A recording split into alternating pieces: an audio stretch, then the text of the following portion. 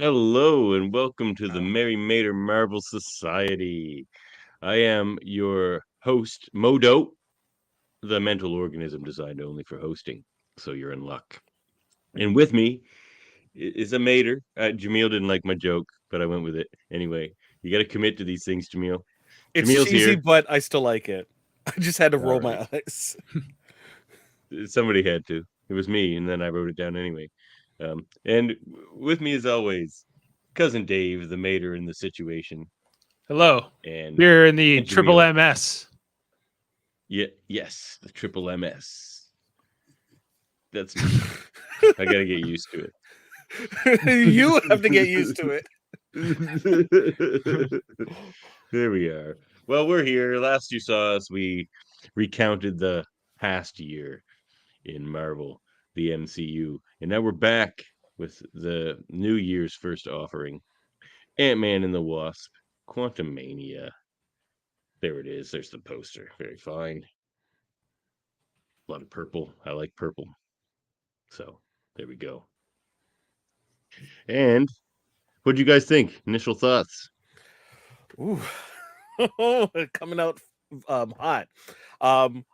Dave, the maid. Go ahead. No, yeah, I would let love me to start hear. off. I would love to hear your take first. So I watched it yesterday, and it wasn't bad, but we should not be like accepting movies for being just not bad, right?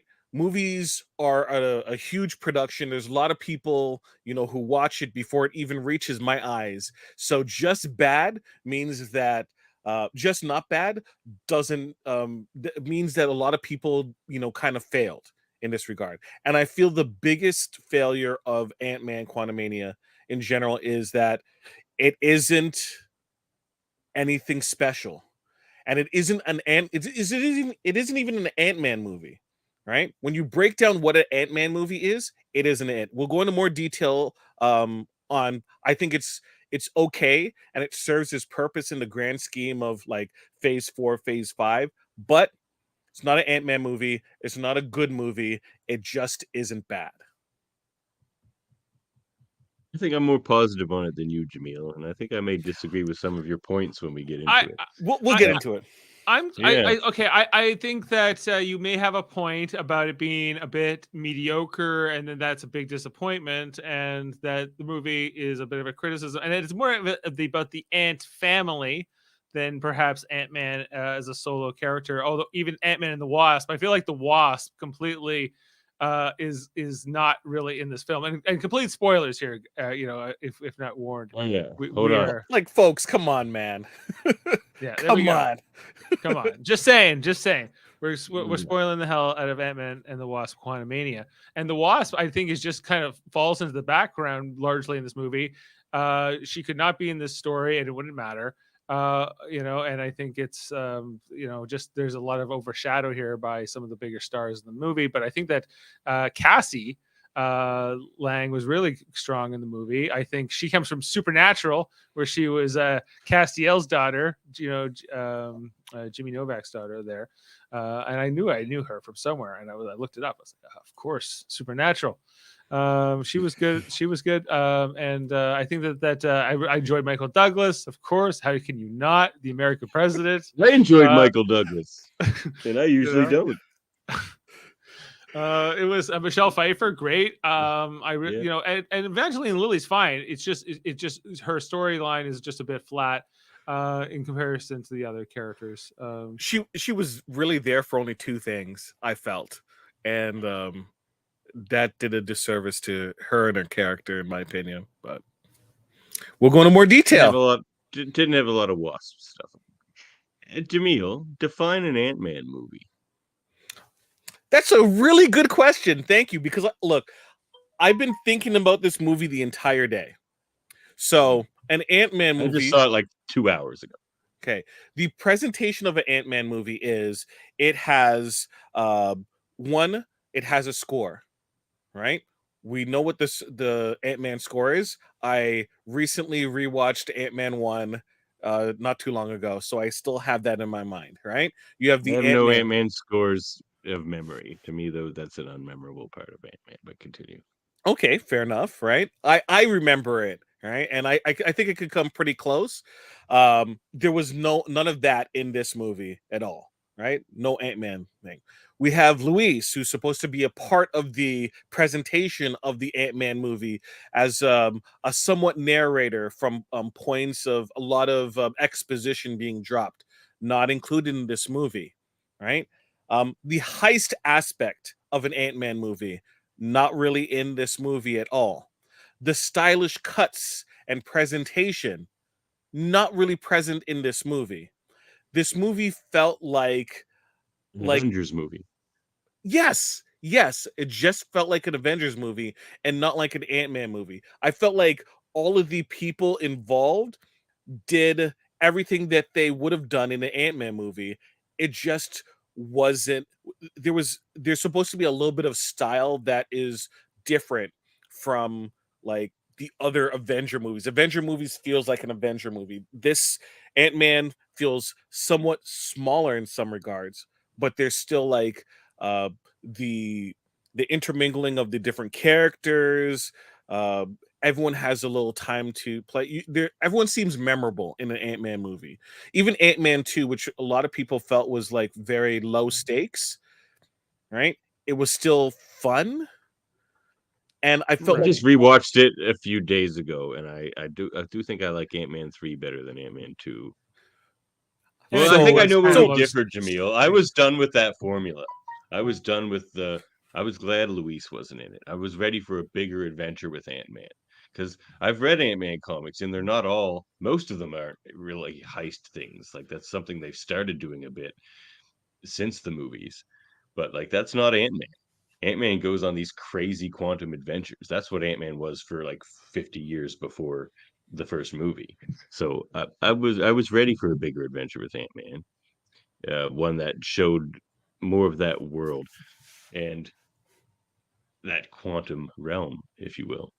Uh, I didn't miss Luis. I think that gag's been played out. He just does the same thing all the time. It's that fast talking, explaining, exposition, that type of thing. But I didn't need to see that again. I just feel that if you're going to transition away to a different style of a movie, then there should be a little bit of a bridge, right? um Whereas like Thor really didn't have any style until you know uh Taika what's the Waititi, till Ragnarok. Ragnarok, right? right?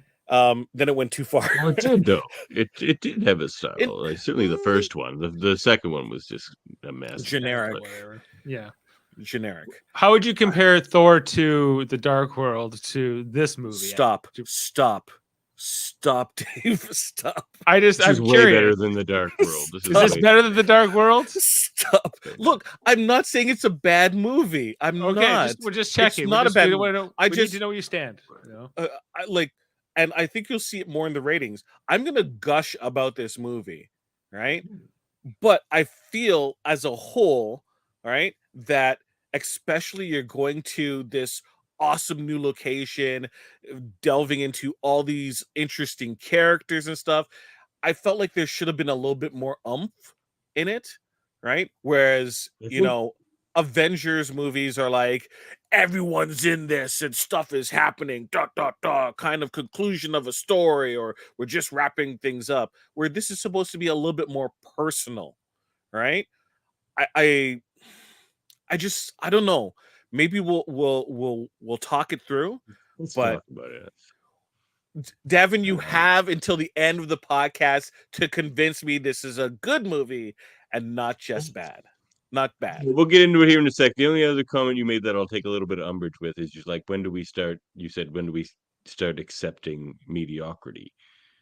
But isn't the MCU, as much as I love it and I enjoy all the MCU movies, most of them are this, and occasionally there's an exceptional one. Isn't that So more like a, my statement was that there's a failure when a movie is uh just not bad, right? A movie should be aiming for it's good. So I'm not saying that a good portion of the Marvel movies aren't not bad, right? I'm just talking about this specific movie Yeah. and how I felt about it at this current time. All right, let's get into it. So Jameel, you guys are probably just go sorry, ahead. sorry, Jameel, when did you see it? I saw it on Thursday, 7 Yesterday? o'clock, IMAX, yes. Okay, you saw it in IMAX. Okay, Yes. but same time. So we've had the same amount of time to digest it. Davin's only had 2 hours. Okay, just want to understand where we're at. You guys are probably wondering who's going to have to explain the plot to this movie to the people. I know that you guys are guessing. And luckily, I, with my newfound Kang alliance, Kang Gang perused a few timelines. Let me say, and the most enjoyable timeline was, in fact, Quantumania with Dave. Oh. Dave's going to tell us. Oh no! The most timelines. The most fun is when me and Jaemeel. These are all the probabilities. This is like the Baskin Robbins version of me, though, where I. And then when you mess it up, we have the tiniest details with Jaemeel, where he fixes your mess. So, this is a story of the Langs and Kang, and how they had a little battle in the little city. A little harangue down in the village, in the quantum realm. This what do you want to know? What happened? What was this movie about? Yes. This movie is the third movie in these Ant-Man movies. This was the movie about how the Ant family really shines here, because we got the there's a lot of last names. We got Van Dyne, we got the Pym, and we also got Lang, in the mix here, and they're all going together down into the quantum realm, not voluntarily. They got sucked down because Cassie's science project with Michael Douglas got them sucked down in there, unbeknownst to it always comes back to Michael Douglas. Michael Douglas, yeah, and the American president himself, and his people who listen to this podcast are going to be like, when was he the president? Did you watch the movie? They might ask. Unfortunately, yes, I did. Yeah, yes, that already happened. So, but Michael, where were you? Where were we? Your Quantumania. My Quantumania, the science project. The science project. So they meet Kang. There's this guy Kang down in the quantum realm. That's how the movie starts, because we get this prologue here with Kang and Michelle Pfeiffer, also known as that time chair. That's the classic Kang time chair. I was so happy to see that. I'm not I'm super familiar with Kang's legacy in the comic books, so this is like a fairly new character to me. So I'm still getting. Let me tell you, they're nailing it so far. Like they with all the we'll talk about later what happens in the. Did you guys stay for the after credit scenes? Yes. You'd never leave a Marvel movie early. No. Okay. So we'll talk about those later as well. But I gotta say, you would mention the Ant family. I like that this is the Ant family movie. To me, it seems like the natural projection or projection. The first one's the Ant-Man movie. Then you get Ant-Man and Wasp. Now you get Ant Fam, and then it sets up Cassie to be a young Avenger, because she is a big young Avenger for sure. Yeah, she's really good. And I like that it gives you more. Janet's the one we hadn't really gotten much of. Like, Hank was a lot of the first time. This is really more even her movie than anybody's. Yeah. OG Wasp really is kind of like the feature here, and current Wasp is kind of taking back seat. But this movie is also about Kang, and he was banished by, I guess, the other Kangs. Is that what we learned in the post-credit scene? Council of Kangs. Council of Kangs. They outcast him. There's also a Council of Reeds in the comics. Yeah, right. Because isn't he a descendant of Reed Richards? Isn't that the idea with him? Well, they've never answered that question. He's either a descendant of Doom or Reed Richards. He has the same name as Reed Richards' father, which is Nathaniel. Richards. So that's where the confusion comes in. People are like, is he like Reed's father? Is he a descendant of Reed? Is he a descendant of Doom? Because it alluded to that in one story. So Kang doesn't know. Kang forgets a lot. Yeah.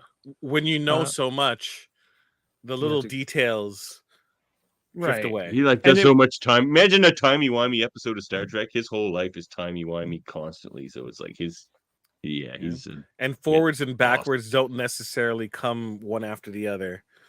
There's sideways and I across. love what he and above. says about time. Like when he's just like, as soon as you know it and see it how I see it, like it's not what you think it is. It's a cage, Yeah, and it's like an asshole. And as soon right. as you like don't respect time anymore and don't worry about its dickishness, then you're way better off.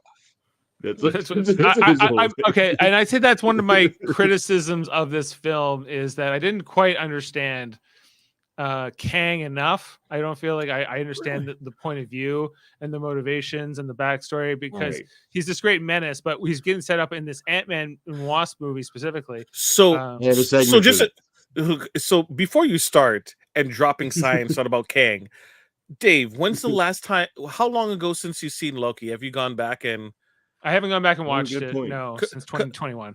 Okay, because I only point that out because uh, I just recently rewatched Loki earlier this year, and I felt that in terms of placement of information, I wish that Loki was closer to this movie than where it was because it fits a lot stronger here than anywhere Mm. else, right? Yeah, no, Because yeah, for sure. all the other TVA stuff, because you hear a lot of the theories that people have, and they're like trying to shoehorn the TVA and Kang into everything that happened in Phase 4, but it didn't really matter. This is where it matters, and this is where like the present information needs to play out, right? So, Dave, you're not wrong in the fact that you might not have a good grasp on Kang, and that's more Disney's presentation of the information as opposed to this movie. I would not blame them It's for that. also on purpose. You're not supposed to get it all yet. I mean, if Fair you're a enough. comic fan, you get that privilege. But they're gonna drop Kang into so many different things. He's gonna be in season 2 of Loki. He'll probably be in Deadpool. Maybe, I don't know. He'll be in Fantastic Four when it comes out. Definitely. Like he's gonna be in a ton of different things. He seems like he's like the kind of like a Doctor Doom type character, but They're even big enemies. more Mhm. advanced scientific kind of thing, less mystical. Yeah, Because exactly. And with way different motivations. outside of Moon Knight, was there anything else in Phase 4 off the top of your head concerning concerning Kang and Uh, Loki, obviously? I don't think so. I don't think Thor touched on it or Doctor Strange did it. Also, yeah, Doctor Strange didn't even really Well, touch on the it. incursions was an important. The Yeah, incursions, yeah, yeah, right. because he's But causing them. yeah, but Like once Spider-Man. again, Kang's there. Spider-Man didn't really. Doctor Strange did more of the heavy lifting in terms of the multiverse and the incursions, It right? was them introducing the multiverse and its kind of concepts first, and then they'll introduce the villain of that concept, which they're Yeah. doing. And I loved how they did it in this movie. I think like as far as like the middling Marvel movies go, this one has the strongest villain. He's he's just so different. Like he's the next big bad. He's the next Thanos, and I already like him better than Thanos. And he's just like he's the polar opposite of Thanos. He's like so emotional. Like everything Hmm. he says is just dripping with different emotions, and it's kind of captivating to watch. Really, I mean, he's a Yeah, hell of an actor, good actor for Jonathan sure. Majors. I'm in for it, but So, I need more. I need more here. so this is where I'm gonna step in with a little detail. I felt Mhm. that in the trailer presentation, Kang seemed extremely menacing, and I didn't think that the movie itself did enough to present that menace because all the elements is there. The ease in which he was just disposing of individuals was a chef's kiss. He just it Doom, doom, was dead, dead, dead, dead, dead, yeah, dead, dead, dead. he Like, did not break a sweat at all, right? and he Until basically he he was attacked from behind, right? Mm. Yeah, Oh but yeah, like at the Ease end, the ease. yeah, it was really his suit that gives him all his power, right? yeah. He's just a Okay. guy. His technology, which a lot of it is Wait. in his suit. Calling him just a guy, I don't think is fair, because the He's ease a in which, genius. yes, and also the ease in which he disposed of Batman. Ant-Man. No, the ease in which he disposed of No, Ant-Man. He was Batman's- playing with Get out of here. Ant-Man. The way he was playing with Ant-Man at the end and just basically picking him apart. And outside of a couple of lucky haymakers, to which Kang just shrugged off completely, right? Like Kang you said can he had tell killed Thor and he killed all the Avengers before. he's an experienced fighter, right? Right. And you see it. Kang's lived for like who knows how long, but hundreds of years. He's outside of time, so he's not aging most of the time. So who knows how many wars he's experienced, or like hand-to-hand combat, or how much time he's had to learn different fighting styles, or any like Kang is crazy. Like he's forgotten more than most characters will ever know. Like, True. And he became friends with Janet Van Dyne in the quantum realm in this movie.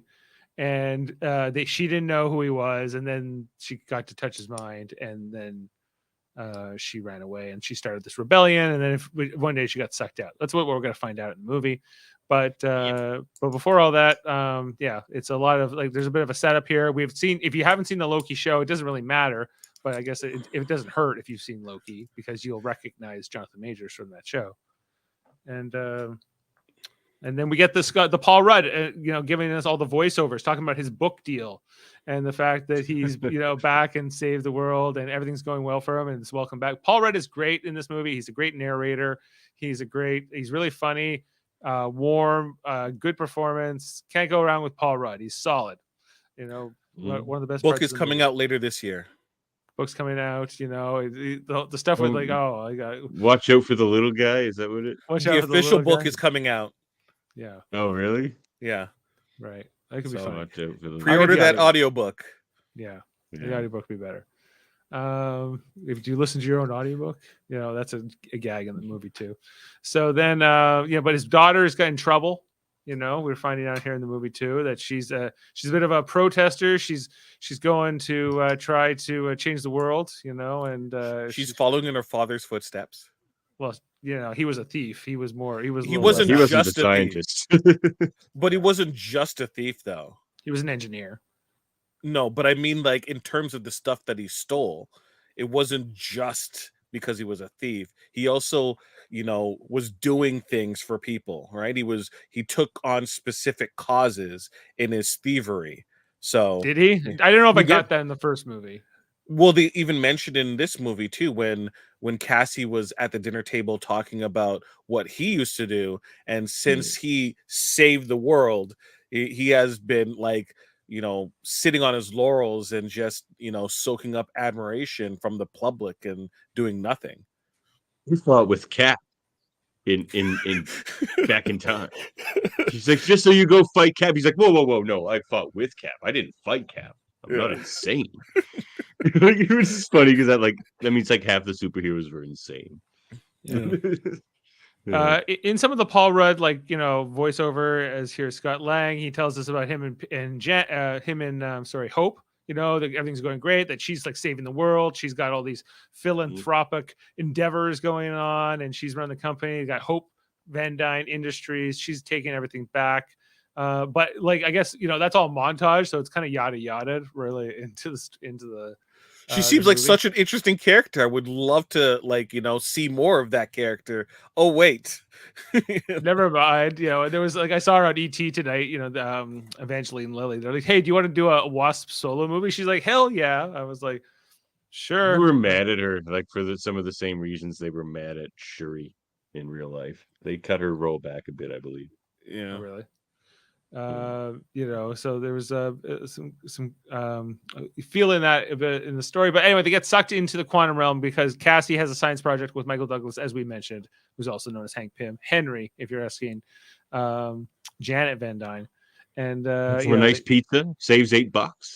Yeah, but this whole thing about Mom, tell me about the quantum realm. You never told me what it was like down there. She's like, one day I'll tell you, not today. It becomes very relevant very quickly. So this is where the movie, I think, is a little bit... CW. It's a CW failure. I have a secret that impacts a whole bunch of people. I'm not going to tell them though. I'll find the right time. Oh no, the secret's blown up in my face. Everyone's mad at me, right? We Right. deal with the secret, but the lesson is learned. Hey, don't keep secrets. I promise. And then what did they do? Keep a secret. So, Yeah. Yeah, Pretty they could much. have got And into her reasons why she didn't tell them about Kang a little more, but I didn't find it too distracting. It was a bit weak. I agree. Uh, yeah. I felt you know, like I like it. the trauma of the situation and how she fought for all those years, The right? That she guilt did not too. want to relieve it. I felt like you missed an important like emotional beat. They should have just a little bit more time with that. I felt that was an important part of that story of how menacing Kang is. We know Kang is menacing. We learn at the end, but there should have been like, you do not understand. This man cannot be like, you can't beat him, you can't stop him, you can only hope to contain him, and only for how long, But right? Yeah. unfortunately for the people of the quantum realm, which I guess there are, by the way, there are people and all kinds of different creatures and things living in the quantum realm that I don't quite understand. You got to drink the ooze, and then you can all understand each other. But Drink the ooze. drink the ooze, drink the ooze. There's some Did you interesting. find that confusing? Not confused. This I was guy, more confused more by like, what are these things, and why are there like who's Bill Murray, and why he's he's not human. Krylar. He's Krylar, but like, No. why are there people living down here in the subatomic? Well, that's in the case. That's in the case in the comics too. So, like the big, I bet you a lot. I don't know most of these side characters. I didn't really recognize most of this, except for the broccoli guy. You see them show up in the background in Marvel all the time. Can you confirm? Am I right? This has to do with the Micronauts. Yes, the Micronauts is what I was about to bring up. Yeah. So, like, that's where you get into all this stuff. These guys probably all appeared in the Micronauts, except for Krylar. I think they just adapted a Hulk character into him, and who also showed up in Agents of Shield, who's green in the comics and also in Agents of Shield. So maybe it's not the same Krylar, but same name. Um, so kind of irrelevant. I think it's probably a lot original characters, but I bet you could go back into Micronauts issues and find a lot of these background characters. Would be my guess. No, I never read Micronauts, so I'm not going to be much of the encyclopedia there. Yeah. But I am familiar with like some of it. Like some characters from Micronauts carried on. Like Bug was part of Guardians of the Galaxy for some time, and he was in the Micronauts and stuff like that. But yeah, so it's called the Microverse in the comics, not the Quantum Realm. The microverse or the quantum realm, whatever you want to call it, is fine with me. But the whole subatomic world was a bit like they get split up into two groups initially. It's basically Scott and Cassie, and then it's the Van Dyne Pym clan with Janet and Hope and Hank Pym, and they're all Don't you like? going on. Don't you like how they become a family though? Like Cassie even calls Hank Grandpa and all that stuff. Yeah, I Like like all that. they've really bonded and become a nice family. I gotta tell Yeah, you, this is basically a daddy-daughter movie, so I'm gonna be biased for that. Since yeah, sure. ever since I had a daughter, like I've been crying in the theater, and it's freaking embarrassing. I cried during this movie, It's fine. so It's fine. If it and emotionally I just touches you, I'm yeah. a big supporter of like if a movie makes you feel something, that's great and like, you know, let it out, right? If Oh it yeah, I scares you did. and I was you like, gasp, right? Um okay, mm. continue.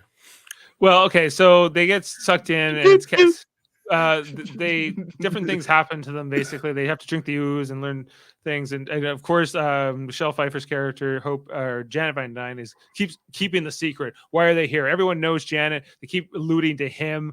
He's he's like this big dangerous thing that everybody they meet, and we know that's like Jonathan Major's character is Kang, but his setup there's like a real ominous kind of threat building until he's finally shows up in the movie, or he's even really his name is even said. I think It's a at while. It's all. like felt like 45 minutes to like an Yeah, hour before he yeah. even shows up. They're like, this is good. Like, it's almost like they're not going to tell you in this movie. They're going to tell you in the next movie, but they do tell you finally.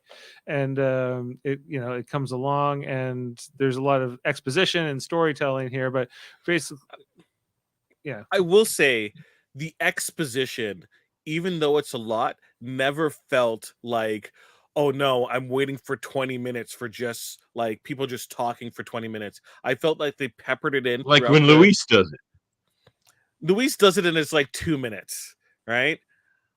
It's still just ham-fisted exposition. And they're like, it's funny because Luis is doing it, but it's like it was funny the first time.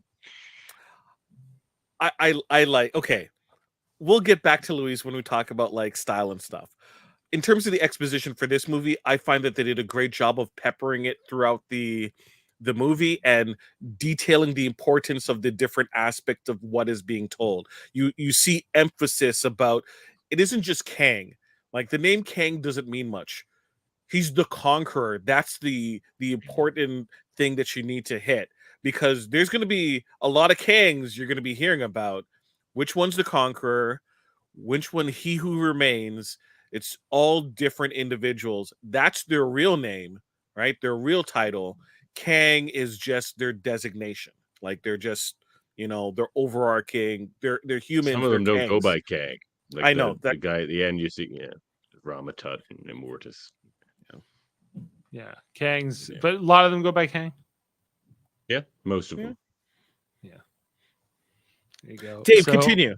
Okay, so in the movie, they meet up with some funny people, like Bill Murray's character, Lord Krylar, who was this old rebel friend of Hope or Janet Van Dyne, and apparently an old fling. I thought Bill Murray's character was going to be in the movie more. He's really only in this one scene, and I thought that was a bit disappointing. But he turns out to be kind of like a double crosser. He turns out to be this Wasn't a guy. disappointment to me. Perfect. Yeah, perfect amount. Perfect amount. Agreed. Because then it's going to become the Bill Murray movie, and you don't want that. You just want enough Bill Murray to just like, just the tip and just gone. Because he just plays Bill Murray. Yeah. Right. I feel like he was serving a similar role to like Jeff Goldblum in Ragnarok as he is in this movie. He's just except not as funny. Like, yeah. Bill Murray didn't do anything for me in this movie, but Jeff Goldblum's pretty funny as the Grandmaster. Yeah. He drank that thing with the weird thing in it, like the little squid thing. That was this big thing. That was weird. I can only drink this if you're ready for it to change your life. That was kind of a funny thing. Yeah. And also like Scott and Cassie get captured by Kang eventually after this whole thing with the rebels. And then basically we finally Kang the Conqueror, he meets Scott Lang and he's like, I need you to go down and help rebuild my old engine that captured by Kang and MODOK. Yeah, we forgot about MODOK.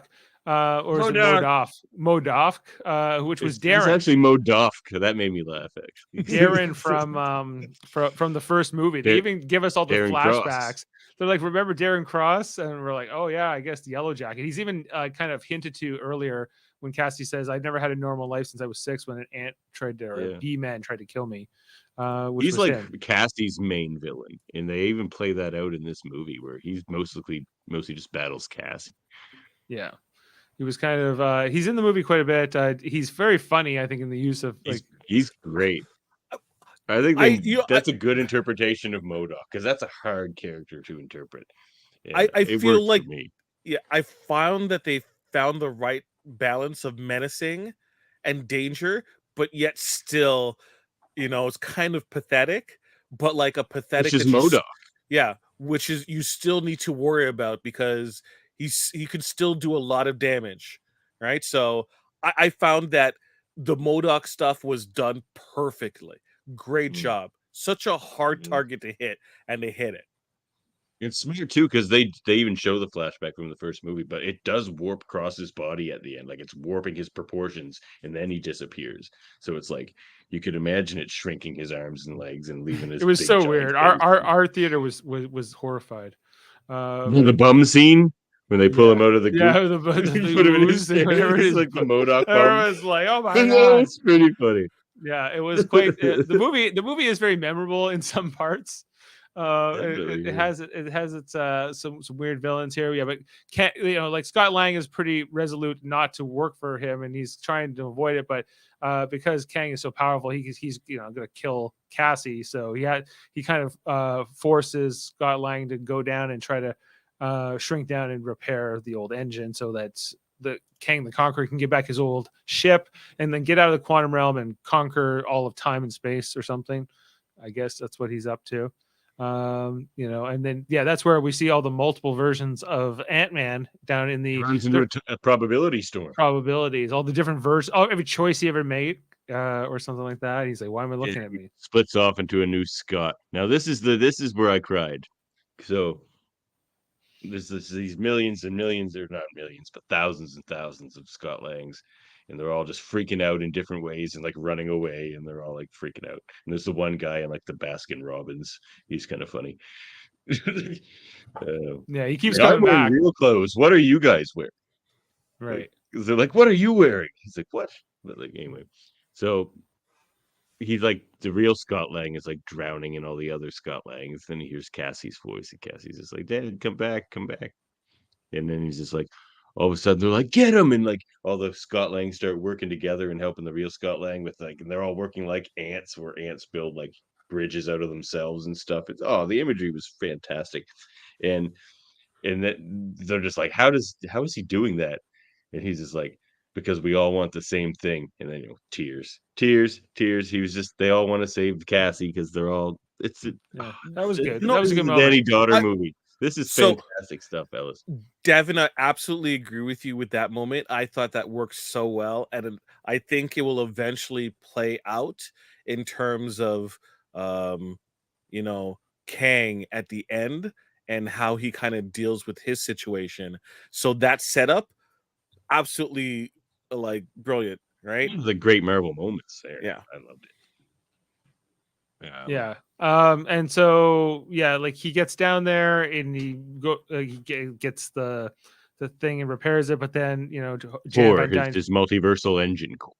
his multiversal engine core, and then Jan Van Dyne shows up and says, "You can't give that to him." But then there's this whole fight, and he doesn't really give it to him, but he ends up getting it anyway. And then No, Like he Scott's took it. got his priorities right, man. Like they have different priorities. He's like, no, my priority's Cassie. Yeah. I don't care about No. your little rebellion. So let's and clarify. Nor should he. Let's Nor clarify. should he.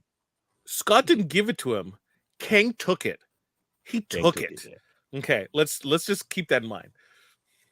Yeah, I thought Scott Lang was I mean, a he little. couldn't It was keep it from Kang. If Kang wants that shit, he's gonna get it. Like, Yeah. like, there's nothing you can do. there was a I love deal. how his tech was working though. It's just like literally any gesture he did had like a superpower. Like if he wants you to stop running away from him, he just goes,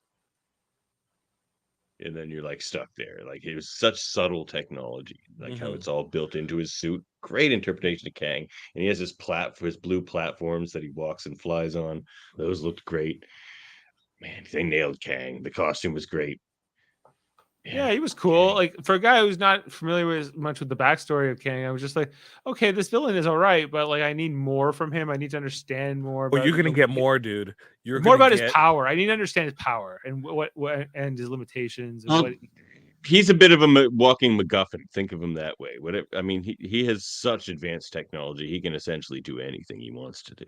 The only person who can match him on tech, and only because he mixes a bit of magic in, is Doctor Doom and Reed. But Reed also has, like I say, has his own council of Reeds. So the people who really work against the Kangs in the comics, like someone, like, so you got to think somebody has to be working against this giant room of Kangs that you see at the end, and that's the Reeds, which I think we'll probably get eventually. There's no Council of Dooms because the Council of Reeds lobotomizes all the Dooms. They go to find Doctor Doom in every universe and lobotomize him. Well, that doesn't sound fun, but no, the Council of Reeds is like in some ways more messed up than the Council of Kangs. Yes. Right. I'm trying to remember what happens next in the movie after they get the whole multiversal engine core thing, and well, then it's the big fight. It's big fights, and MODOK turns on him, right? Because Cassie tells him not to be a dick. Yeah, stop being a dick. It's never too late to stop being Darren, a dick. Stop being a dick. He's like, but look at me. I'm such a dick. I look like a dick. I'm such a dick. Yeah. But you understand also that he has been beaten down for so long during that time, right? Such a character. Under the foot of Kang. He Treats him can't like even shit. speak. He can't even speak in the same room as Kang. And you see how he was torturing him for that minor infraction. Right. And MODOK's like that. Like MODOK bounces around like that. Like he was working for Shield for quite a while in the Secret Avengers. Like he'll just go where the wind blows sometimes. Is this a new With the version ultimate- of MODOK's backstory? Like he's not originally Yellow Jacket guy. No, it's new. No, yeah. Before he was just an AIM scientist that they're like, we're gonna take this who AIM experimented on their own guy. Like, we don't really like this nerdy little scientist guy. He's even a nerdy among scientist nerds. So then they turned him into the mental organism designed only for killing. Right. I like the change. I think it blends well. Me too. Yeah. I find most of the changes the MCU makes to character backstories are totally on point, because a lot of them are just very silly 60s stuff that wouldn't translate very well or be interesting. Mm-hmm. I like how, like, even with Hank Pym, I like how, because they can't have two Ant-Men like they do in the comics, really. Like, they can't both be the proper Ant-Man. They sort of split the Ant-Man character between the two of them, where, like, Scott's the superhero suit guy growing and shrinking and all that kind of stuff. Hank's the ant guy. Yeah. He just loves ants. And the ants just, like, I love that. He even says that. He's like, I love ants. I love ants. I just got the ants, and I tell them where to And- go. I like her line. She's like, and honey, I love that you love them. Like, I'm glad that he isn't a wife beater, so that's good. yeah, very good. Well, that's Yeah. that's They always changed his positive. character good in that way too. Well, he Yes. was in the comics, Dave. That's what he's Yes, getting at. that's yeah. And, Oh, yeah, and just an once. absolute But and an yeah, absolute still. dick. Like what is it? Yeah, he was when, not a good husband in the comics. When Hank met Amadeus Choi the first time, and Amadeus mentions that he's like the 5th smartest person in the world. He's like, well, I've been Chose off, the 8th. yeah. He's like, I've been off world for a couple of months, so you might need to slot yourself down a couple of spaces because I'm back. They're like, come on, Yeah. such an asshole and dick. He was a Right. dick. Yeah, he was a dick. Yeah. So there's a lot of fighting in this movie, and then eventually they decide they're gonna fight Kang and whatever, and then they beat him. It gets really He's big. great. I love all these scenes where he's giant. Yeah, Yeah. I was like, this was That was cool stuff. this was okay. It was fun. Jaemeel, you saw it in IMAX. I'm sure it probably really popped there with him being Okay. that big. Dave, you're making me feel angry about what I said earlier when I said it was just not bad. You're like, fighting happens. It was okay. It's like, no, it was pretty awesome. I gotta tell you, fellas, this is one of the few movies I've ever seen where my favorite act is the third act. That almost never happens. But the first act in this one sort of just kind of Yeah, Yeah. but they were trying to overthrow lumbered this along. conqueror. But the thing about Kang is you unless you kill him, you can't you can't get him out of the quantum realm. So you have to try, because this is where he's been exiled, and this is kind of the best case scenario of where to keep him if he's not to die. So you have to kill him. Right? This has to be like the goal here. But the thing about killing Kang is you've only killed one Kang. So you really Yeah. didn't accomplish much. But they'll banish And- another and- Kang down here. And technically, No, they the rest of didn't them are all getting along right now. yeah. Technically, they He didn't. was the crazy one. Technically, they didn't Sorry. kill Kang. Kang allowed himself to be killed. Right? He sat there and let them kill him. Right? I don't think he's dead. Well, He got stuck down. He went into wait, are we talking about He Who Remains, or are we talking about the no Conqueror? the one in this movie. The Conqueror? Oh, Conqueror. he's not dead. He's not dead. No. Where is he? Not- what? Wherever he this is- wants. He's out of the realm now, I'll tell you that much. What realm? He's Out of out the quantum realm? The quantum realm. Yeah. But he's in the macro realm. Yeah. Dave, All right. He's continue. lost in the time stream. Like that could have been him who we see in the end credit scene with his like 1930s Timey-wimey. time stuff. That could have been the same one. Because that's where he landed. Yeah. He's not going to be in the same place in time. That's a guarantee. where he I'm is confused by this character. spatially. Who knows? But he is not in the same place in time. I need Loki to explain me more of this story when they Dave, do. It will. the story will reveal itself. You don't need to know everything now. Well, I'd like to know where we're headed. I'd like to read some wikis. Just and know that kinda- there's never been a threat like him. No, he seems like he's more of a threat than Thanos because he threatens the more. multiverse. Now, guys, like, do you like multiversal kind of storylines? Because they're really leaning into that aspect here with the Doctor Strange movie and different like this, this and Loki and whatever else. And Usually, no. I'll let Davan go first. That was your answer, just that? Usually, me- no. But for when it has to do with Kang, sure, because that's how it works. For me, Right. it depends on if they're able to find the emotion and humanity of the story. If it is like, oh, we're just seeing weird and different stuff at you. Oh, look, this world is different, right? Kind of thing. It gets kind of old. It becomes like an episode of Sliders, and the bad ones, not the good ones, right? Right? Not the good ones. The good episodes of Sliders, right, really talked about how people interacted with that world, with that difference, with that change, and the conflict of the different ideologies, right? If it's just like it's different, wow, that means nothing. There's no where's the stakes, because they're gonna leave there and they're not even gonna think about it. You need stakes. There were stakes for this in the quantum realm because we met the people, the micronauts and the people that lived there, and you saw how important it was, how desperate they were, right?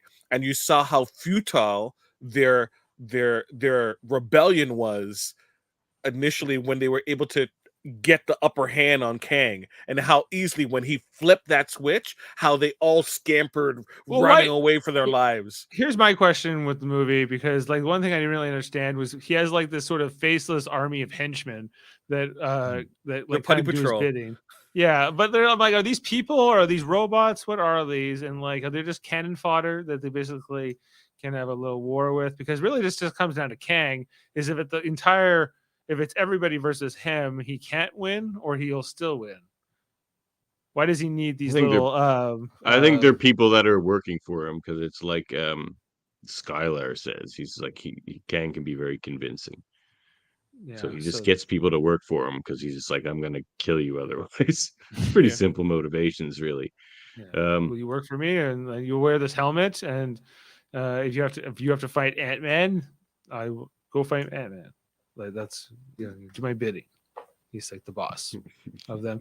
I don't know. Like I wasn't super happy with this faceless army of cannon fodder. That's all.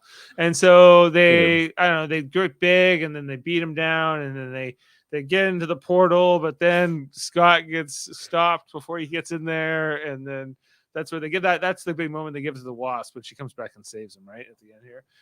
That was fun. But a little too. She saved him twice, really, because she went flying into that warp core too, and then there was like 1,000 wasps as well. True, but she's not bothered by the probabilities. She was just ignoring. That's her job. She just saves his ass. That's her role in the team. All the wasps disappeared when she had one focus, which was to save him. Yeah, right. Yeah, exactly. That was a nice moment. Right. So same with him too. Yeah. Yeah. So you see the single-minded purpose that they have. And sure, they could have done a better job of really expressing from her point of view what was her motivations for that exact moment and how she was able to bring it together. But still, we can interpret it in reflection of how important that moment was, right? To me, I look back at this thinking about it, and I'm like, oh yeah, that was a really good moment. That's a wonderful moment, right? You can pause that moment and you know exactly what it means. If they show a flash of it, I know. So I love that scene. Davin, you're right. Davin, it's happening. Yeah, no, it's happening. He's liking the movie more now. I'm gonna tell you. I find most Marvel movies are better on second watch, at least the good ones. And this one's going to be the same. There's going to be a lot to find here upon second watch, I think. So the thing about Kang is just so good. Like even when he's fighting, he's like screaming. Like he's just so emotional. He's just like man, his portrayal is something. Back to the multiverse. It was unexpected. I was like, Yeah. because I find when the multiverse, they did it in the Flash CW series, it eventually kind of created this sort of feeling of like, well, what's next? And like, it's kind of like Sliders too. It's kind of like an infinite amount of yous and versions of you. Like, just it's just kind of like, oh, how does that make you care about any particular one version or any particular one version of the Because story? that's something they talked about in Loki too, because this is the sacred timeline. The timeline we're watching all these movies in is the sacred timeline Yeah. that all the other ones hinge on. Like everything else is essentially a branch off of this sacred timeline, which was the first timeline. Um, so that's what we're protecting, basically. Right. I find Kang really shows this menace though, when he's just like, "Oh, you're an Avenger. Have I killed you before?" You all It blend just together. blends together. I was like, because he knows oh, he's killed a bunch of Avengers a bunch of different times. They've tried to stop him because it's like, again, he'll play the same thing over again. Like he'll fight the Avengers, try something a little different, try it again, fight them again. Like he gets confused. he's like, you're He's done so much the crazy one with shit. the hammer. Yeah, he's about the hammer. That was a funny gag. Yeah. He's like, Yeah, we he's get like, so we have confused similar all the body time. types. That was a But good, really, which is an extra funny gag because the whole movie they're like confusing him with Spider-Man, or at least that one guy Yeah. at the deli. yeah, He's yeah. like, He's like, I get free coffee. Yeah. And he finds out he's Ant-Man and charges him $12. Spider-Man He's gets like, free "Ooh, a coffee little though. steep, but Spider-Man's Which the menace. I'm absolutely gonna let that pass because I would have a problem with that, but because Spider-Man should not get free coffee.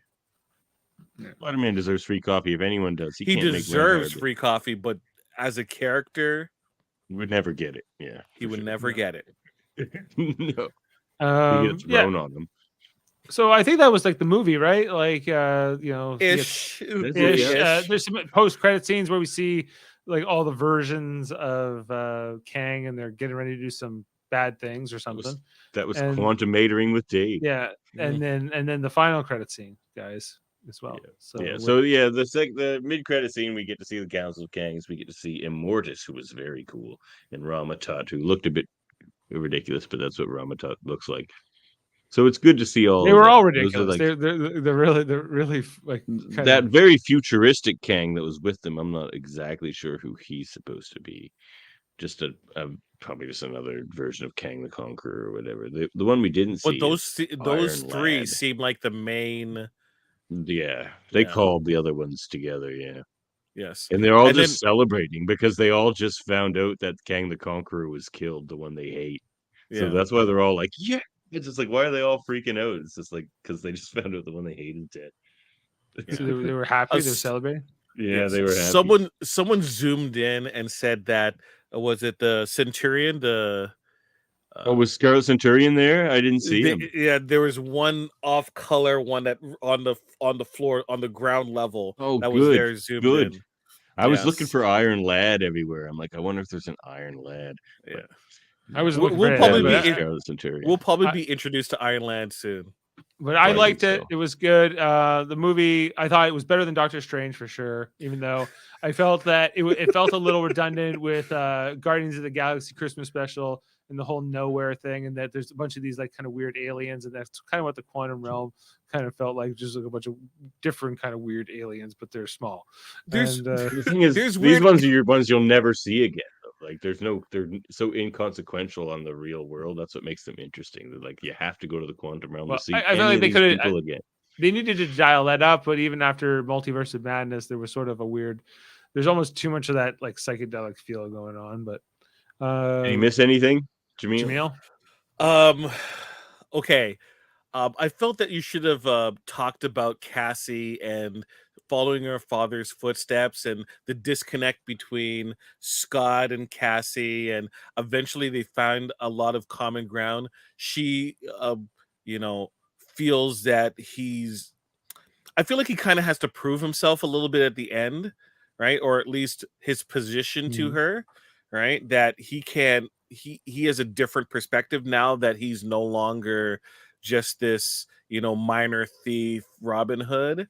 But at the same time, she kind of reawakens the spark to like to really work, and I think that's great. But I felt that that's a major theme in that movie. On that point, sorry to interrupt you, No but like worries, you could do that all day. they cut away 3 times to address that very thing, where he's just like he's commenting on how he is just this like petty criminal kind of heist guy. He's Yeah. just like, it's funny being me, I'm just this guy, but I'm fighting with Cap back in time, and then I'm drinking goop and like out of a guy with no holes, and like I Yeah. have holes. holes. But he's so funny earlier. He's like, I don't have any holes. Until He's he just like does. sad and depressed about it. There was a lot of great comedy that like, you have 7 holes, and then you see the pause, and it's like, you're counting, aren't you? It's like, yes, you are correct. Right? Yeah. See, Which there's a couple of things a couple who's of the criticisms telepath I've guy? noticed online. I Oh. don't know him. I think he's might be William made up, Jackson or maybe Harper as Yes. from Claus. Micronauts. Cheaty. Yeah, he was That's good. not his character. That's not his character's name. That's who he was in The Good Place. Yeah. So He's from the Good Place, yeah. I actually was biting popcorn at the exact moment they said his name in the movie, so I missed it. I missed it too. So if it was never mentioned again, it wasn't important right now. So what else Just was stop thinking that. No, that. No, that very thing. Stop thinking that thing. Stop it. That was pretty funny. I feel like it was important to show the different strengths of the different characters, which they did a great job. Cassie is like a combination of Hank and Scott in terms of being very intelligent, but also has that strong heroic heart. Hope follows in Janet's footsteps, both incredible fighters. You really saw Janet just really do a lot of work. And I love that. And I think that's the dynamic from even before, when it was Hank and Janet, whereas Hank was, a little bit of the curmudgeon superhero, but she was the fighter, the brawn in that instinct, that situation. And you see it kind of reflected now, with the current Ant-Man. Well, you and know Wasp. Janet too? Does everyone know Janet down here? Yeah. I did like that they played this for adults. Sure, Janet hooked up with people. She was gone for 30 years. 30 right? years. And then Hank was like, "Did you hook up with anyone?" It's like, "Yep." I What dated this happened? one girl named Linda like a few Yeah. times. Yeah. He was like, What happened with her? Yeah. She wasn't your mom, right? wasn't you. Right. Yeah. Yeah. So I thought that was a great line. I thought, great. Yeah, but here's what it almost felt like: there were no people before Janet was down there, and then when No, there were. Oh, no, there were. definitely was. She There says were. there's whole planets down there. Like there are separate. That's why there's different like species and stuff. There's whole planets down there of Okay. different people. Yeah. But you So, have to It's a whole also other universe. Like think of Yeah. our universe. They'll think of it again, but small. But you also have to realize the hold that Kang has over that place, where it's like they're just running. They're running to wherever they can. They're just moving constantly just to stay ahead, right? Mhm. It didn't matter where they You- were. Kang's ships were always floating around, scanning, searching. Right, he's conquering. Oh, that your micro- buildings are alive. Yours are dead. That was a good. They're gonna revisit. Yeah, I like the humor quantum in this realm. one better than the other Ant-Man movies. I think think like it was the a other different Ant-Man movies type were of humor. trying to be more funny. I feel like the jokes are smarter and a little more unique in this one. I like this movie. I'm talking myself into liking it even more. Yeah, it was pretty good. I will allow the quantum mating that occurred to be enough. Plus my little. I think it was a little bit Alright. predictable in terms of its structure in some ways, but Yeah, like it was also Sometimes a Marvel movies predictable often are. plot. Sometimes a predictable plot is fine. It's how we get there and the emotions that it makes us feel along the way that is more important. You cried. Impressions and takeaways. Well, I cried. What about you guys? Dave It's a did not dead cry. movie. Dave did not cry. I Dave didn't has a cry. There was no stiff- crying. I was left feeling That was fine. I wasn't disappointed, which was an improvement from some of the previous Marvel outings. So I was mostly feeling good about it. I People was just have a hating for Phase 4 so much. It doesn't make any sense to me, man. Phase 4 gave us She-Hulk and Wakanda Forever in this movie. well, we're No, this gonna is find Phase out. 5. This is technically I Phase think it's 5. just like an internet thing. People hear one thing on the internet and then they all parrot it, man. It's just a bunch of parrots. Like, I feel like the main criticisms I've seen on the internet for this movie is one, that it's not as funny as the other ones. I don't think it's just trying to be as funny, which I think makes it I think it's a funnier. different type of And humor. and I think people were expecting like this cameo machine. Like people were expecting No. all these different, and they're all disappointed that they didn't get all these fancy cameos from rando characters in this quantum realm, in the So Fantastic Four, and all these other things that were rumored. People were let down by no cameos. Whereas if they had been stuffed with cameos, they would have complained about that. Everyone shut off the internet except for this podcast and just enjoy the movie. the Because the internet lessons to is be learned. dumb. So okay, Dumb. on that note, here is my ultimate feelings about Phase 4. People complained that all Marvel movies were the same. So they made Phase Yep. 4 where every movie is practically different. And then people complain about it being different. What do you want? You don't know what you want. You still watched it. Eternals, which was considered the worst movie, was the most watched, right? Yeah. People are I consuming watched this it. stuff.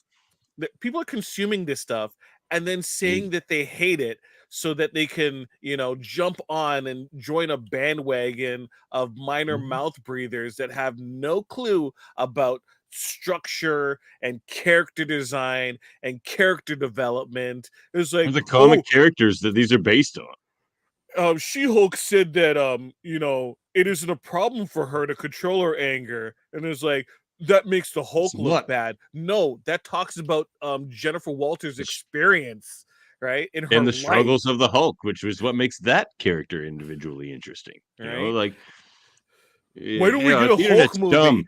Dummy. Universal holds the rights and Marvel wants to do their own movie. That's why he's in team up movies. So until they get the full rights back, you're not going to get your own Hulk movie. But if you did get a Hulk movie, it isn't going to be Hulk just smashing stuff for an hour and a half, right? Hulk isn't that type of character. He never was. He does smash stuff, but there's a level of emotion in the character, right? Of the Mostly that. story that's tragic and sad, right? And you, for whatever reason, you have this idea because you saw him punch some things in Age of Ultron that's the character as a whole. You're wrong. You don't know what the Hulk is at all. So Hulk's look, many, many things. I'm not saying that these movies are perfect. There are pluses and minuses. It's an ongoing story. These Like things the are, comics. right? Some issues are Like better real than life. others, but you still need those lesser issues to get to the better ones. Like, Yes. this is all a cohesive whole. And as long as it's like quite good and you enjoy yourself, then it's a great piece to the Look, larger if you puzzle. don't like the movie, go on Wikipedia, read read whatever the spoilers, the synopsis is, watch your This review podcast. like this one, and then just move on. No need to talk about it. Don't waste the mind share, right? Don't listen to the parrots. I do think people are getting wise to the parrots though, because I saw one of these parrot articles just as I was like grabbing a few images for this podcast here, and just out of curiosity's sake, I clicked open the comments and everyone was just calling the article out. Like usually it's mixed, people are just arguing and stuff. At least a year ago it was, but now whenever I check this now, people are usually just like, I hate this internet bullshit. So people are getting wise to it. Everyone was just like, well, I definitely want to see the movie now if this article says it sucks. Like, it's exactly exactly. Yeah. Don't let some clickbait article decide anything for you. I think this movie was pretty good, but it was like Not- didn't blow me away. It wasn't bad. It Didn't blow pretty me good. away. That's all. Like it wasn't Avengers, but it was pretty good. Look, okay, Avengers should be like the end and the beginning of a chapter, not like every movie is an Avenger movie. Well, Captain Davin, America: Civil War. you're absolutely right in terms of like the cameo machine. Everyone's like, "Oh, Doctor Strange, there should have been like an hour more of cameos, right?" No, no. It wouldn't happen in Wakanda, a comic either. yeah, like They no, we wouldn't. don't need that. We don't need all the cameos. We need a compelling story, characters we care about, right? And the progression of a story. And the progression of Mhm. the overarching story.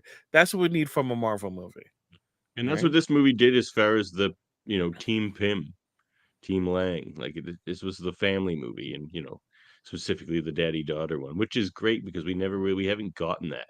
We always get every movie gives his relationship with his daughter when she was basically a baby, and then like when they're going down the stairs in their cardboard slide and all that stuff when he's locked on house arrest. That was some Yeah. good stuff. But Are you guys excited for like the building of the like the Young Avengers, I guess? yeah, Because they're gonna get like Kate Bishop and all them together, and presumably. I will say it right now. The Young Avengers will be one of the most well-rounded like character experiences that I think we've ever got in cinematic history.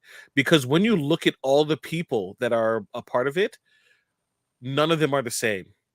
All of them are different. We understand their different motivations as to why they are who they are, right? Right. Because, you know, Cassie is very different, like uh, from Hawkeye, extremely different, Kate right? Bishop. it's Bishop. I love Yelena so much. Yelena's like the star of the MCU right now for me. Well, she'll be in the Young I Avengers thought too, right? She's the young no, Black because she's Widow. in the No. Thunderbolts. She's in the Oh, Thunderbolts. No, okay. right? Well, but who but I else think, is it? but Riri. her, Kate Bishop. but she made Kate like people care about Kate Bishop more because of that interaction. Relax, Kate Bishop.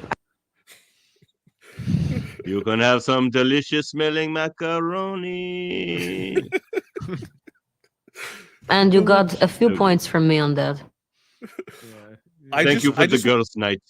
I want people to Where I kidnapped you cosplay. and tortured I- you. Like, I want people to cosplay with a like a pot of macaroni, just walking the convention floor, right? yeah. Kate It's my Bishop, it's Yelena. ready, Kate it's ready. Bishop. Kate Bishop. Smell this macaroni. All right, what's your favorite moment or two of this movie? Start my with you, favorite Dave. my favorite moment or two, I guess. I Michael Douglas and the Ants comes to mind for some reason. Like He that just was a real storms in at the end with his like Yeah. army of super ants. yeah, his moment there at the end. The music was really good. I thought that the moment in the movie really stands out. I think Can you that's where hum the The music, Michael please? Douglas show. not yet, but Hum the music. Not yet, but eventually I think I will if I see it a couple times. But yeah, it was I really enjoyed just kind of like the spectacle of it. However, I thought like I was mostly just like sitting there trying to figure out what was going on with this Kang character. So that was so in terms of my other memorable moments, when they got sucked in, that was kind of neat. Like the whole sequence of getting like sucked into the vortex of the quantum realm. That was almost like getting sucked into a little black hole, and like and they're like, we should be dead, but we're not. How come? And then we're finding little bits and pieces, and everything with Modoc was pretty good. It was memorable too. He's great. Jaemeel? Okay. The quantum realm. When the moments where you kind of just see everything in motion, right? And there's like this whole living world, right? Quantum realm. Amazing moments. Moments. I pluralize it because you're just in awe, especially in IMAX. I'm not trying to sell IMAX folks here, but I'm just saying you see the like in the little aspects of like just the world and the flora. It's Everything's beautiful. alive. Everything. Yes, it's Not beautiful, just the and it's buildings. Yeah. right. This Like the is controls in the ship were alive. She's like, yeah, Yes. just like stick your hands in there. go in, right? Okay, so the quantum realm, great. Kang Yeah. and Kang's interaction with various characters, especially in conflict, the ease in which he's in, even though he is a very emotional person, people are easy to him to control. And you see how he just manipulates easily these individuals, right? Like you're Devin, you're right. He emotes all the time. But when people are involved, they're like they're just simple creatures to him, right? And then when he's swatting people like ants and just destroying them completely, the ease in which he's doing it, Kang, memorable moment for me, A right? line that really makes that point that you just made was when Janet says, you know, you're going to wipe out timelines, trillions and trillions of lives. He's just like, I wish that mattered. It's like He's like, there was a time when I thought stuff like that mattered, but you know, I miss my old self. But he's just like, I know better now, and you know, now yes. that I'm grown up. I grew up. Yeah. yeah, I Anyway. grew up Yeah. out of my The idealistic other youth. Kangs are children just playing, right? With the He- multiverse. Well, that was the one thing about see, he's not the only outcast because the one who remains was that as well. Yeah. The, like he was trying to stop all the other Kangs, and this Kang is also trying What to are we? stop What are all the we? other Kangs. Are we building to like a big fight between the Avengers and Kang? Is that what we're getting to? Yes, there's going to be the Kang Dynasty movie, which is likely when everybody comes and fights Kang, unless the Secret Wars is also an end to the Kang saga, which I doubt. I think they'll wrap up Kang, and that'll I be think the a Kang big bad after Dynasty, that. they were talking about the Kang Dynasty movie might be split into 2 movies. Like they did with Oh yeah, Infinity War. I'm Because down with that actually. I'm because super down for that. you're seeing the groundwork. Kang ain't no pushover, right? Like they It's want to make one of those movies, Avengers Forever, if you know that storyline, Jaemeel. a So little bit. Avengers Forever, the villain is not Kang, it's Ultron. Yeah. But same deal because he's doing timey-wimey shit at this point, and they have to bring together like a team of Avengers from all over different multiverses and timelines and stuff. And that's the kind of stories they're looking for right now in the MCU. Like, how can we bring back in Chris Evans or Robert Downey Jr. for a sweet fight or something like that, you know? So they'll do an Avengers Forever movie, but that could also, I was assuming that would be Secret Wars. But if what you're I saying think Avengers now, Jameel, Forever with them splitting it up, then I think they could do an I think Avengers Avengers Forever. Forever is going to be the aftermath of getting everyone. What happens when everyone is get together? And I think like maybe like the Beyonder comes and it's like, okay, I got to clean up this mess. This is too complicated. You all Could played be, around, and there's going to be yeah. one going Here's forward. There you my go. I believe that Secret Wars is Beyonder cleaning up Kang's mess or something. I totally buy that. here's my question. When they finally get to the big showdown between the this Kang and the Avengers, who is going to be at the front of the Avengers facing down Kang? Is it going to be Ant-Man? Is it going because with Robert Downey Jr., Iron Man, and Chris Evans, Captain America out of the picture, who is the de facto leader? Is it Thor? Is it Chris Reed Hemsworth? Richards. Reed Richards. Who? So this new John Krasinski Reed Richards, or are we? No. No. Whoever our Reed Richards is will be. Which sounds like maybe what is it, Dev Patel? That's like they're leaning towards right now. There's the current No. reports say that Dev Patel. Reed is not going to be casted first. They haven't casted Reed. They're going to Sue's cast first. Sue first. Which is the right thing to do because she is the best one. She's the most powerful and most important to a degree. I mean, Reed is often the most important because he's the smartest one and figures out all this stuff, and he's the MacGuffin guy. But Yeah. Sue is where it's at. That's the other movies didn't understand. She's not just like the hot wife. Sue is the power. She's the engine. She's the engine of the She's the entire engine. team. Yeah. Sorry. Memorable moments. I'll be quick because there was a lot that I actually enjoyed out of this movie. The moments with Scott and Cassie, memorable moments, right? And I'm not like when stuff is happening. I mean in the quiet conversations that they have where they're trying to connect with each other. Great moments. That worked so well. Right? And honestly, I could have got more of it.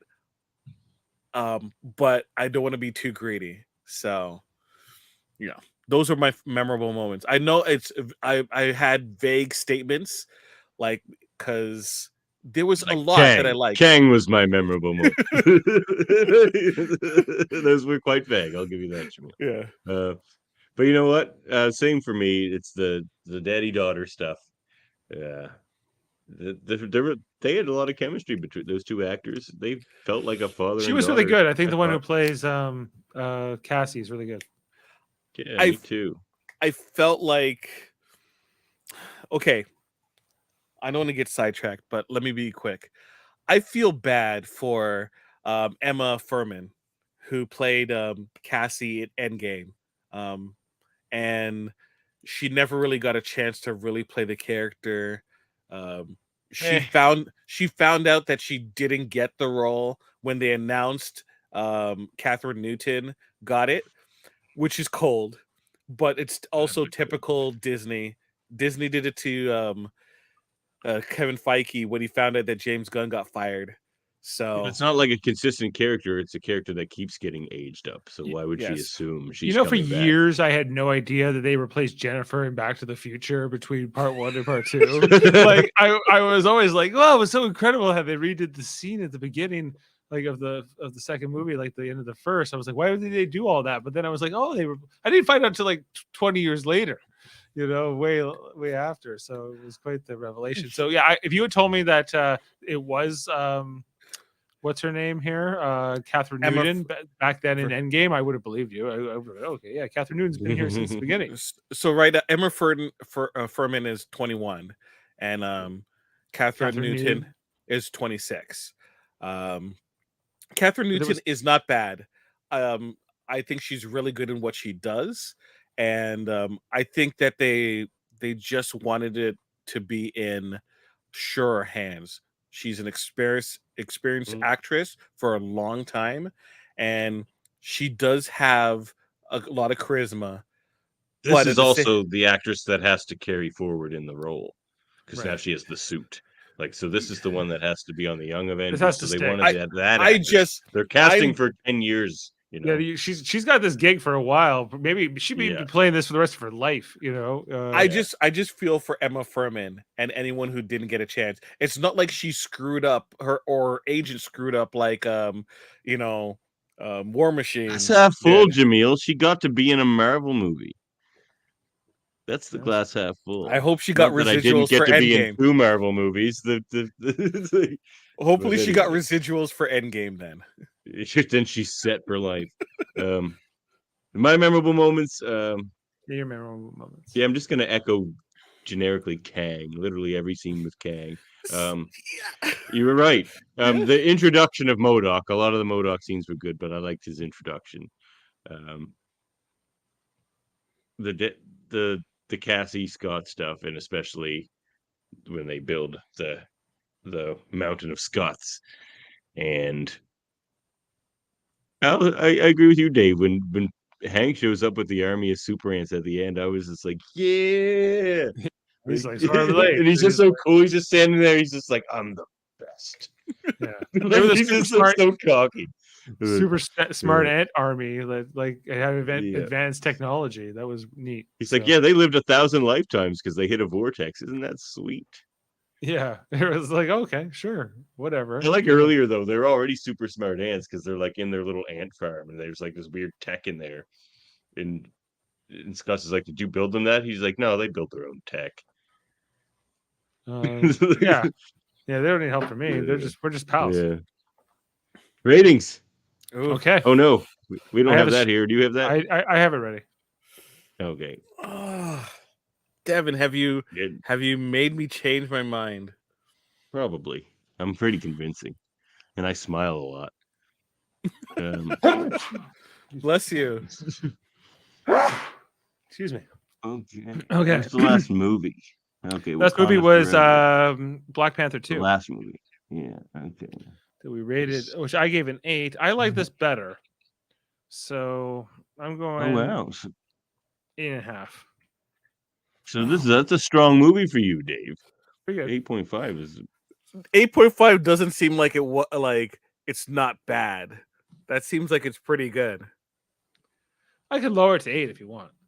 I'm just saying what If you you put if you there feel like versus what I you said. I'm just trying if to you feel align like it. that my score doesn't match my temperament, maybe I'm a little off with my how I'm expressing it. But I feel like that's I think it was pretty good. I don't feel like it was I think it was better than a lot of the things lately. You know, for sure. Okay. I like Guardians of the Galaxy Christmas Special better, and so I'm Mm-hmm. going with my 8.5. I feel good about it. Jaemeel. Okay. I'm conflicted because I certainly did not like this more than Wakanda Forever. Nor did I. But I don't think giving it a 7 in terms of what we talked about today is fair. So until I rewatch Wakanda Forever, the number is going to stand. But I'm going to actually give this an 8.3. Oh wow, more than Wakanda Forever. Then I- just bump he Wakanda might go Forever up back to an and 8.5 like I No, did. You know I was no. right about that movie, Jimmy. I will need to rewatch it and come to a conclusion. All right. All right. I don't want to Fine, start fine. wavering in terms of Yeah, the see, this stuff. rating system is broken because I liked this movie better than both of you guys, and I'm gonna give it like a 7. well, that's on your scale though. You know, your average is lower than mine, Yeah. slightly. So- Jaemeel likes things more in general. I know. Oh wait, I'm no, the- wait, no, wait, no, no. Oh crap! I just saw my Multiverse of Madness rating. All right, I have to bump this up to an 8 because I liked it at least as much as Multiverse of Madness, maybe better. What is the average rating for this panel? Uh, For this movie, No, for this current movie on our panel. 8.3. 8.3 is our average. Who tonight, gave sir. 8.3? Oh wait, oh, wow, I- Jaemeel nailed it. Yeah, we're all. I gave it an 8.5. Davin gave it an 8. You gave it in the middle 8.3. So we're all. okay. Now, wish- when I first started, I said that it wasn't bad. Yeah. I'm upgrading it to it was good. Yeah, And it was I good. know, I know my coworker at work who watched it with me is gonna say, Jaemeel, you betrayed what we talked about. And I'm like, no, we talked it through, and I had to relent on some points. Where it lost for me is the same things I still complain about. I feel like it should have been a little bit more stylized. I did not like the score, and the score was completely unmemorable. There were really only 2 songs in the entire movie, which was "Welcome Back" and another classical music piece. I think that character was listening to. That All was I it. could say though, if you're focusing on the music, it's probably a bad movie. It's No, okay to enjoy music in a movie, but if you're like focusing in on what song is playing right now, then you're not immersed in the No. movie. No, It's probably a bad movie. to me, I love movie scores. Movie scores are my Jimmy Jam, right? Yes. Thank you, Charles Fox. I just recently got a copy of the Short Circuit 2 soundtrack score, so I've been jamming to that all year. Love Short it. Circuit too. Yes. Wow. So much so that when I played it, right, this random score, I'm like, do you know what movie this is? And my sister was able to pick it up. So like my family has a really close-knit relationship with movie scores. So it's No. something that's more important to me than others, especially when the dun dun dun dun dun dun dun dun dun dun dun dun dun, like the Ant-Man theme that I'm used to. Yeah. I didn't hear it at all, and They did play it when he was talking about Hulk turning him into a baby. It's in the background going dun, yes. dun, dun, dun, dun, dun, dun, dun. But 'Cause once it's being again, silly. That's the silly theme, and this wasn't a silly movie. I don't think it's a silly theme at all. I think you have the general theme, and how you present it. It can be presented in a million ways, right? It Yeah, just you can needs play it to. differently. Yeah, if it's serious, you play it serious. Like Hmm. the score was done by Christoph Beck, I believe, who I'm not particularly. I don't know. Yeah, what is next? What comes after this? The Kang Dynasty, but Loki season 2 is directly next. Yeah, and as that's far what we get as- the final post with these characters. Yeah. But I don't. exactly. Is Loki and season? Mobius Wait. is there? Is Loki Yeah. season 2 actually next? Like next No, in terms of this no. story, but is it Yeah. What's the next? in What's the terms of next story. release? I think it's Guardians? Secret Invasion. Is no. Secret Invasion before Guardians? Is it not? I Maybe, believe probably not. Given the the next Guardians of the trailers. Galaxy 3 is the next release. Okay. Because Well, to we'll my be back for that. knowledge, everything's getting pushed back. We're getting the Yeah, Marvels. well, the later this shows year, are too. not the movies. Not the movies. Movies got pushed back too. The Marvels Oh, got did pushed they? back to November. Yeah, it's November this year, Okay. though. So, you know what? This guy Miss So- Marvel and Captain Marvel. Yeah. Okay.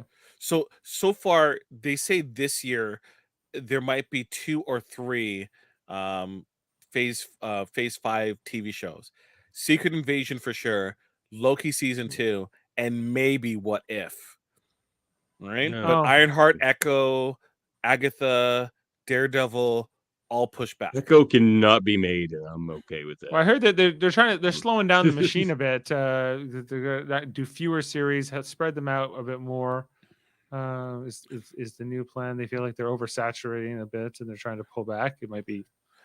I think the Hard to issue is do. they want to do it live action.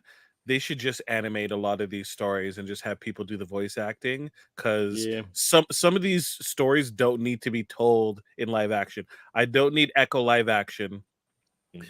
Do I really need Agatha live action?